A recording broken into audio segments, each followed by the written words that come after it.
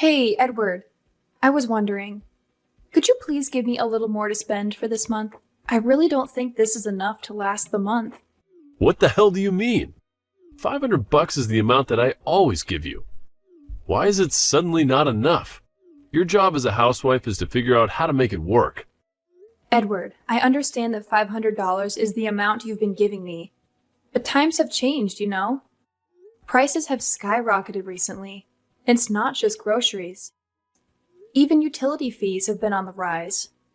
I'm honestly worried that this amount won't cover all our expenses for the month. Come on, Amanda. You're the one managing our household finances. It's your responsibility to figure out how to make it work. If $500 isn't enough, then you need to find a way to stretch it further. Cut back on unnecessary expenses or find ways to save money. That's what you're here for as a housewife.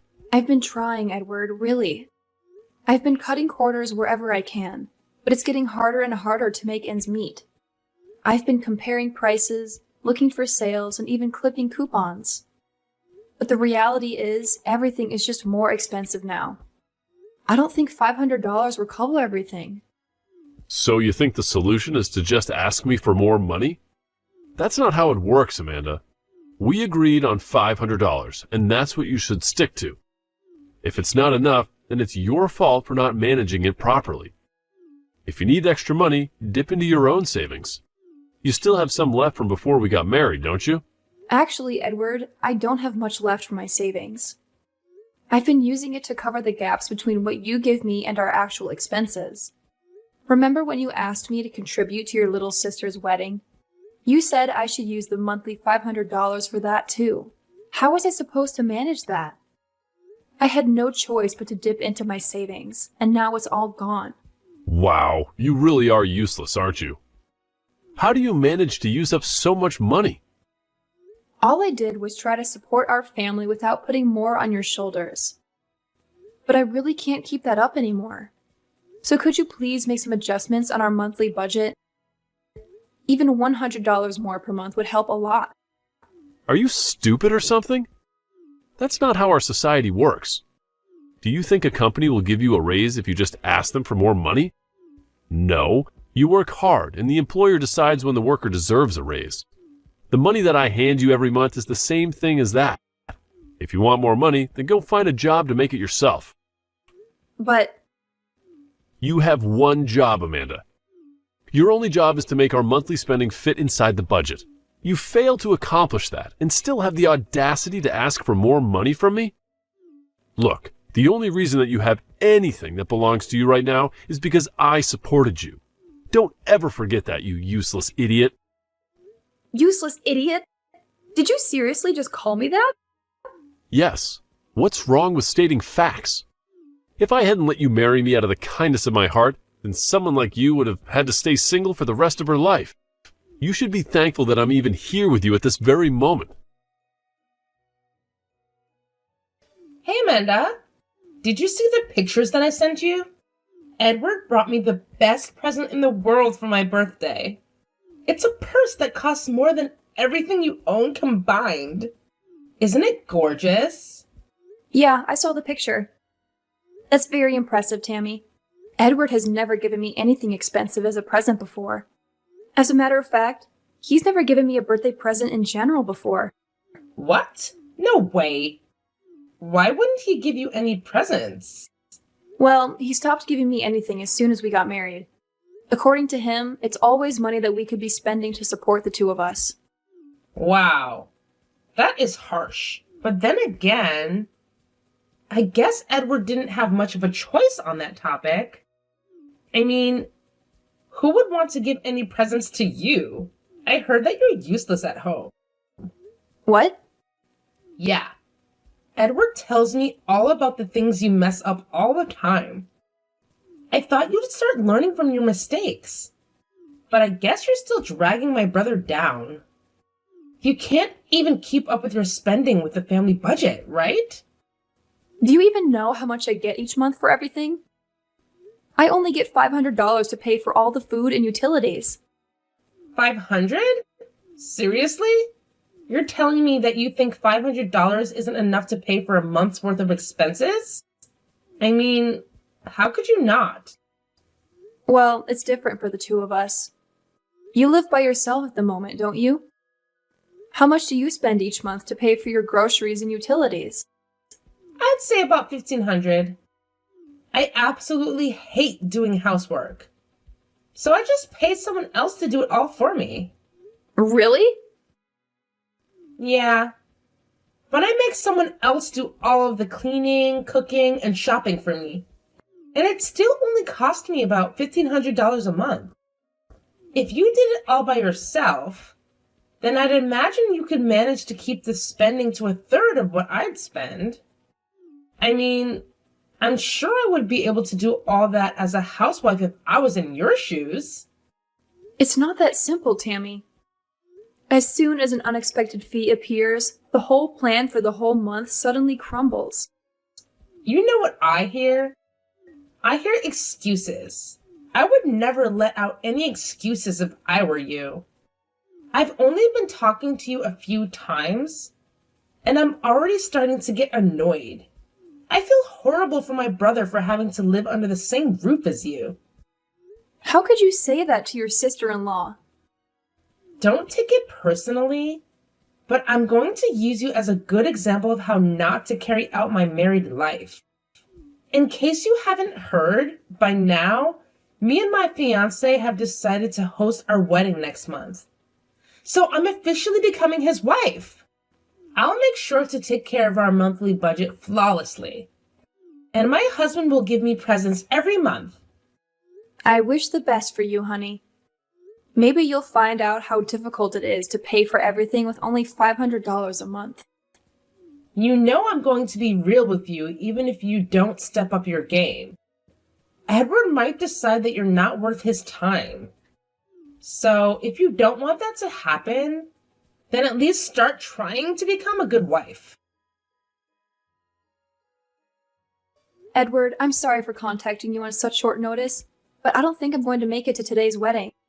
I've had a fever since this morning, and it won't go away even after I drink some medicine.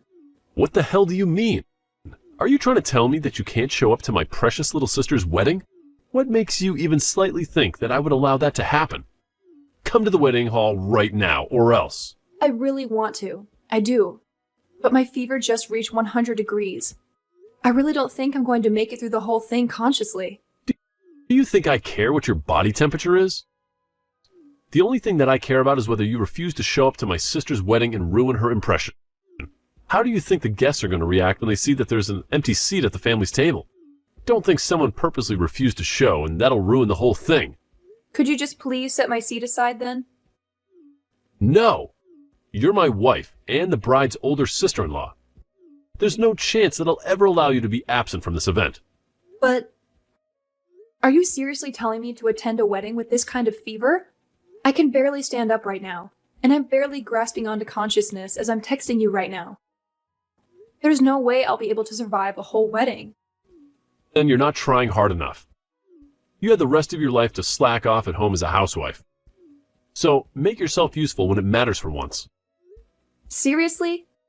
Do you think I got sick on your sister's wedding day on purpose? It's not like I can control it. Shut up. Just go and get ready and be here at the wedding hall in an hour. I'll meet you at the entrance. Don't forget about my necktie. Your necktie? What's wrong with your necktie? You said that you wanted to stay lying down for as long as possible, so I came here alone. But I had to tie my own necktie. And I don't like how it turned out. So I need you to come and tie it over again, like you always do. Are you being serious right now? You can't even tie your own necktie? Shut your mouth. I could if I wanted to. It's just that I've been making you do it for me for a long while. And thanks to that, I've been having trouble making a clean knot. Can't you ask one of your parents or friends? I really don't think I can make it there today. What? You want a grown man like me to go to my parents and ask them to tie a necktie for me? How on earth do you think that I would go out of my way to embarrass myself like that? Then please just try to do it on your own. I'm sure there's tons of tutorials on YouTube about how to tie a necktie. Do you think I haven't tried that already? I tried to do it myself while watching a tutorial video and that didn't work. Why else would I be asking you to do it for me? I can't attend my precious little sister's wedding with a necktie like this. Hurry up and come here. I told you already. I have 100-degree fever right now. I've heard enough of your excuses. If your husband tells you to go somewhere, then you shut up and go there. It's not my problem whether you're sick or not. If you can't walk, then crawl. I swear, if you don't come here right now, I can and will divorce you. You know what? Okay, I finally made up my mind. We are officially divorced, Edward. I cannot take being your wife anymore. I'll be resting for a little more, so please excuse me. Once I'm feeling better, I'll go and get divorce papers so we can sign it and turn it in. Wait, what do you mean we're officially divorced? Well, you just said that you can and will divorce me if I don't crawl over to your sister's wedding, so I choose to divorce you instead. Why would you make that choice? Are you out of your mind? You could just come over to the wedding. Whatever, fools will be fools, I guess. I'm confident that staying together with you is more foolish than any other choice. I can't allow myself to keep being harassed by you. And I don't want to be your caretaker for the rest of your life. I'm confident that I'll enjoy the rest of my life not having to worry about babying you. What do you mean? Well, then that's that. So I hope you're able to figure out how to tie your own necktie. You're already a big boy, so you're going to have to learn how to do it at some point anyway. What kind of wife refuses to tie her husband's tie and doesn't show up to his sister's wedding? You know what? Fine. I don't care. You're nothing to me now, so leave my house right now.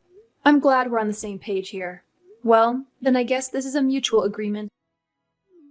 Whatever. We both know that you'll be begging me to take you back in a matter of weeks. You're just a housewife who can't make a living on her own. You literally need me, and I don't need you. Even your old workplace wouldn't hire you. Since you've been away for so long, you'll have no job and no money, and you'll be begging me to take you back before you even know it. I'll work hard so that doesn't happen. Well, then it seems like the medicine is starting to work, so I'll be going to sleep now. I'll pack my things and leave the house as soon as I wake up. I just heard the news from Edward. What a shame. You're gonna miss the wedding because of some fever today, right? Yes, and I just fell asleep. Thanks a lot for waking me up, Tammy. Well, then I assume you've come to your senses after a refreshing slumber. Do you remember that you announced that you were going to divorce my brother? I mean, I get that you were barely conscious because of the fever, but how stupid could you possibly be? Do you even remember saying that? Of course I remember. And I'm grateful that I got this fever because it allowed me to finally say what I've been wanting to say for the past few years. Seriously? I think you need to get your brain checked out at the hospital. You never would have gotten close to the life that you live right now if it weren't for Edward. But you throw all of that away because of some stupid reason like this? I don't know what you've heard from that man, but our marriage was not happy at all. And it's obvious that my life will be way better if I have a new and fresh start without him. You don't have to act so tough in front of me. I know that you're saying all this nonsense because your brain is not working right now. But you'll regret it once you cool off. You know, I could do you a favor and set up a chance for you to apologize. Your fever is starting to go away, isn't it? Just swallow your pride and come to the wedding already. I'm sorry, but I seriously don't think that I can make it today. And I need to pack up and leave the house by the end of the day anyway, so I won't have time to go either way. So you're serious about the divorce, huh? You're more stubborn than I thought you would be. Whatever. I guess you're free to go then. I never considered you to be worthy of Edward's wife anyway. I'm sure he'll appreciate your decision. He deserves someone who is kind, witty, and thoughtful. Unlike someone. I'm sure he does. And I hope you find someone who can fit his criteria. Like, seriously, why did he even marry you in the first place? You don't show up to your sister-in-law's wedding and get a fever on top of that. If you can't take care of your spending or your health, then what good are you? Hurry up and sign the divorce papers already. You don't have to tell me to. I'll be sure that it's signed and turned in by the end of today. Regardless of the reason, I'm sorry for not being able to show up to your wedding today, and I appreciate that you invited me. I've already contacted and apologized to the groom's side, so you don't have to worry about their judgment of me being absent. What? Why would you go out of your way to do that? And how do you know the groom's phone number? I never taught you his number, have I? No, but we used to be in the same class during high school, so I've always known his phone number. Haven't I told you before? What? No. You have not told me that before. You and Kevin used to be classmates? Yes, and it's been a very long time since I'd last seen him. He was always one of the most social and brightest people that I'd ever seen. I remember that he was even chosen as student body president one time. I was the vice president, so we were pretty close to each other at the time. What? Wait, you're not joking right now, are you? I've never heard that story from him before. I mean, no, why would he tell you? I'm sure he never even imagined that I would be his fiance's sister-in-law. Well, up until a few hours ago, that is. What? Kevin came over to your parents' house to say hi a few months ago, didn't he? Well, I was there during that event, but Edward told me to stay in the kitchen while the guest was there. And I stayed in the kitchen the whole time you were cooking and cleaning. So I never got to meet him when everyone else in the family did. Oh, I mean, I can't imagine my brother saying that to you, I guess. I only got to see a glimpse of his face just as the two of you were leaving, and I was absolutely shocked to see that a high school classmate was marrying my sister-in-law. Wait, so what did you text him earlier? You only said that you were so sick, so you weren't coming, right? Don't you dare tell me that you told him about the whole drama of your divorce. Wait, did you not want me to tell him? I told him all about me and Edward getting divorced, along with the notice that I wasn't coming to the wedding today. What? I mean, Edward is going to be Kevin's brother-in-law, so why wouldn't I want to give him a heads up about the kind of person his soon-to-be older brother is? I just gave him a short explanation about the kind of people you and your brother are. What do you mean you gave him an explanation? You didn't say anything that would damage my image, did you?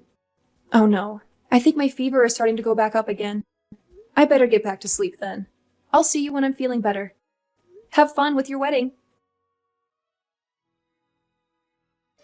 Amanda, please, just come back and live with me. Everything in the house is falling apart without you. What? I don't even know how to get the washing machine to work. And I'm already tired of ordering pizza. I need your handmade food. Just please come back, I'm begging you. It's barely been a week since I left, Edward. If all you want is an obedient maiden, don't come to me and hire one with your money. And if you can't manage to live alone, then why don't you go back to living with your parents? I would have gone back if I could, but I can't. Thanks to you absolutely demolishing my sister's wedding. Now they won't even talk to me. What? What do you mean? Quit acting dumb. You know what happened. Since you snitched on me and Tammy, the groom called the wedding off minutes before it started. He started going off about how he can't marry someone who can't respect others. He especially shamed me for ridiculing my own wife, and that he didn't even remotely want anything to do with me. Oh, really? All Kevin texted me was, "Thanks for telling me about something so important." So I had no idea what had specifically happened to the two of you. He did offer to go for a drink sometime when I'm feeling better, though. Well, I hope you're proud, because Tammy has been staying in our parents' house and bawling her eyes out since then. And when I tried to visit, Tammy threw a huge tantrum about it all being my fault. She even said that she never wanted to see my face ever again. Now I'm not even allowed to go back to my own house anymore. Wow, so that's what happened. Yeah, but I can't do anything around the house. And everyone in my office knows that I got a divorce from you for some reason. What? Yeah, neither my colleagues nor my boss speak to me unless they absolutely have to. And the treatment that I receive from my female colleagues is absolutely horrible. No matter what I ask them to do, all they tell me is that I should do it myself, instead of relying on a woman to do it for me. They even refuse to pour a cup of coffee when I ask them to. Oh, wow. That must be horrible. I guess you've learned a valuable lesson. Never underestimate the power of a group of females who found a common enemy. Look, I'm really regretting my actions right now.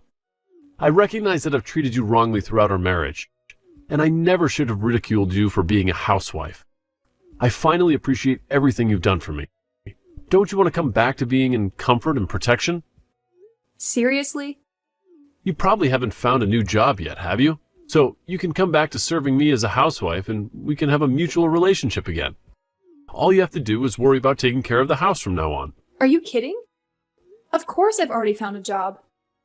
And it's a really good one, too. What? You've already found a job? But you've barely had any experience doing anything for the past 10 years that you were staying at home. If anything, I've been taking care of you like a baby for the last 10 years, taking care of you at home and from day to day. Why would such a hard worker like me have trouble finding a job? If anything, I got tons of offers from all kinds of different companies. I decided on the best choice that I could find and got in without any trouble at all. Really? Yeah, and I think I'm doing pretty well at it too. The work is really fun, and the work environment is amazing too. By the way, thanks to you for treating me like a maid. For the past decade, I've had absolutely no trouble keeping my order and my house. But wait. So you have no intention of moving back in with me? Of course not. So if you want a maid, then I suggest you hire one, because I'm not going back. Oh, wait. You wouldn't be able to pay for a maid with a $500 monthly budget, would you? I guess you'd finally find out how much the effort from a housewife is worth. Later on, you won't believe what happened. Edward, in his stubbornness, decided that he couldn't change his ways and opted to hire a maid to take care of the household chores. Can you believe that? The guy thought he could just replace me with someone else. But here's the funny part. He soon realized that finding someone who could do as good of a job as I used to was no easy task. So he ended up hiring this maid, right? And let me tell you, the monthly fee for her services was a whopping $2,500. I mean, come on! What did he expect? Having 3 delicious meals cooked for him every single day, along with cleaning and grooming services. That kind of luxury doesn't come cheap, but hey, Edward wanted to experience the perks of having a personal maid, so he had to cough up the big bucks. And guess what? After just 1 month, he gave up on the whole idea of having a maid. Apparently, everything he wears is all scrunched up, and his tie is just an absolute mess. Can you imagine showing up to the office looking like that? It's no wonder he got reported to building security a few times. People were probably thinking he had completely lost his sense of style and hygiene. I can't help but chuckle at the thought of him struggling to maintain his appearance and keep things in order without me. It just goes to show that my role as a housewife was much more important than he realized. Sometimes you don't fully appreciate something until it's gone. And in Edward's case, he definitely learned that the hard way.